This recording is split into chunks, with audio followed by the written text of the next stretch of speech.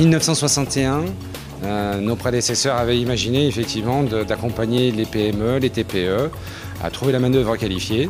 Ils sont partis, j'allais dire, simplement de quelques locaux industriels et ont inventé la formation par alternance. Et la première promotion de 1961, il y avait exactement 97 apprentis et 36 entreprises clientes. Cette année, l'effectif est à 1140.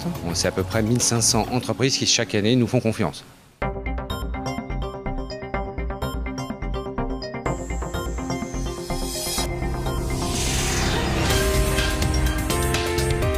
Nous avons été le premier centre français à créer une formation des apprentis pour travailler dans des entreprises. Les évolutions ont suivi en fait tout ce qui s'est passé au niveau mondial.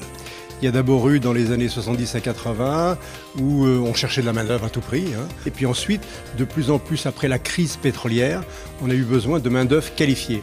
Donc nous sommes orientés sur la formation de main-d'œuvre qualifiée pour permettre à nos entreprises de se différencier dans un environnement concurrentiel beaucoup plus difficile. Les années 80, ça a été, comme je dis toujours, ce sont les années japonaises. Nous avons mis en place des formations pour que nos gens apprennent les nouvelles méthodes de production qui ont été inventées par les Japonais et également tout ce qui concerne la qualité. Étape suivante, la mondialisation. D'un seul coup, on est affronté à une concurrence mondiale de plus en plus féroce, où il a fallu trouver des solutions pour apporter à nos clients des services différents de ceux qu'ils trouvaient sur des pays très lointains, comme les Chinois, qui fabriquaient à bas coût peut-être, mais qui avaient des délais de livraison très longs. Donc réactivité, vitesse, changement d'outils, fabrication à l'unité.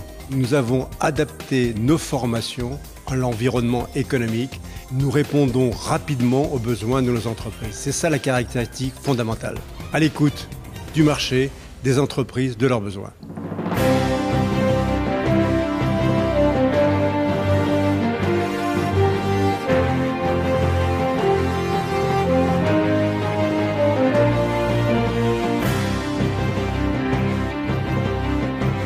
Nous devons montrer à nos adhérents comment on utilise l'argent de leur cotisation.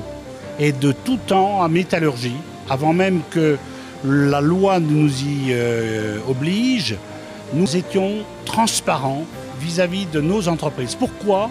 Parce que nous estimons que ce sont elles qui doivent nous orienter, nous diriger pour répondre à leurs besoins.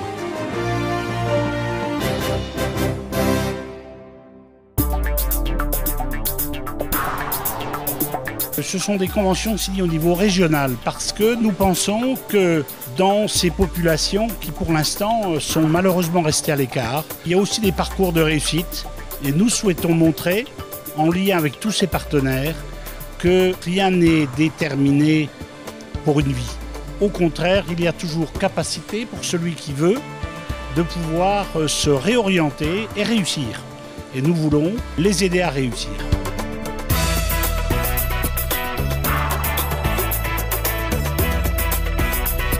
Bonsoir à toutes et à tous.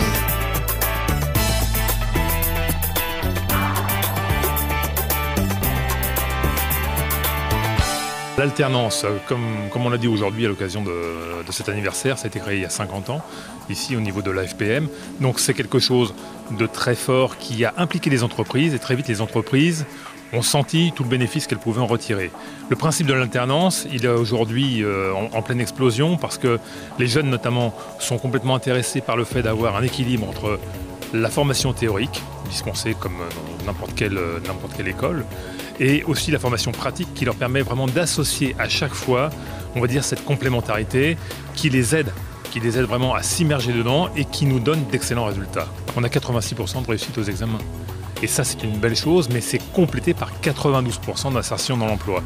Donc ça veut dire que l'alternance nous permet de former des jeunes, de leur donner tout ce qu'il faut pour qu'ils soient préparés de la meilleure façon à un emploi futur.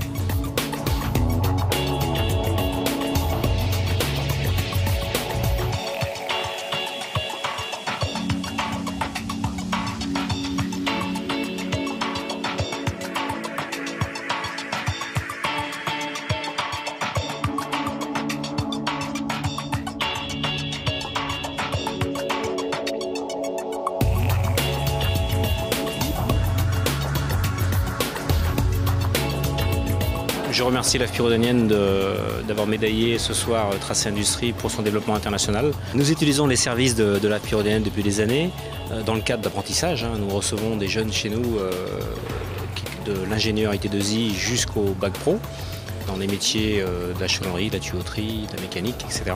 Et aussi, nous avons eu une aide de leurs experts sur un développement international. Les principales qualités que j'ai trouvées à l'AFPI Rodanienne, c'est la compétence, la proximité, l'écoute et le savoir-faire et un accompagnement qui est vraiment très proche de nos problématiques.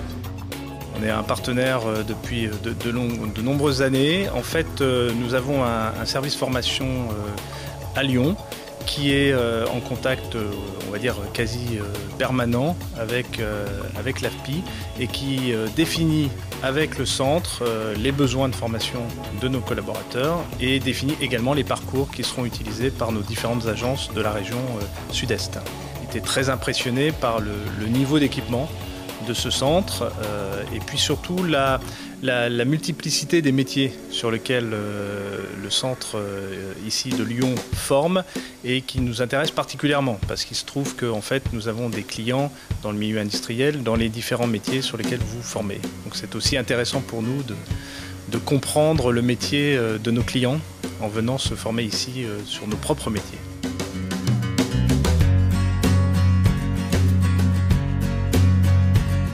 Nous avons imaginé donc l'extension de notre plateau technique au travers de ce nouveau bâtiment qui va accueillir des technologies notamment de maintenance en milieu confiné, de déplacement et de transport de personnes telles que les technologies d'ascenseur, d'escalator et bien d'autres encore au service de la plasturgie, au service de la domotique et au service de l'environnement, ne serait-ce qu'au travers de notre bâtiment qui lui-même a des normes environnementales très sévères et qui nous permettra de mettre en œuvre des formations liées à ce bâtiment. On va augmenter le flux de jeunes apprenants de plus de 40%. On va pouvoir avoir une vitrine de l'industrie et des technologies. On va pouvoir attirer de plus en plus de gens vers ces métiers-là qui pourront se professionnaliser, obtenir un diplôme. Et demain matin, notre mission, c'est d'avoir la possibilité d'offrir à des gens en reconversion, à des jeunes, d'aller dans l'industrie pour avoir un emploi, avoir une compétence, se former tout au long de la vie et faire en sorte qu'à Lyon, le premier pôle des métiers de technologie de l'industrie en Rhône-Alpes soit créé. Et on espère que ces 5600 mètres carrés et l'ensemble de ces moyens permettront de faire en sorte que l'industrie soit encore plus performante. Nous sommes dans le montage du dossier aujourd'hui. Ce dossier a été quand même bien identifié, bien préparé.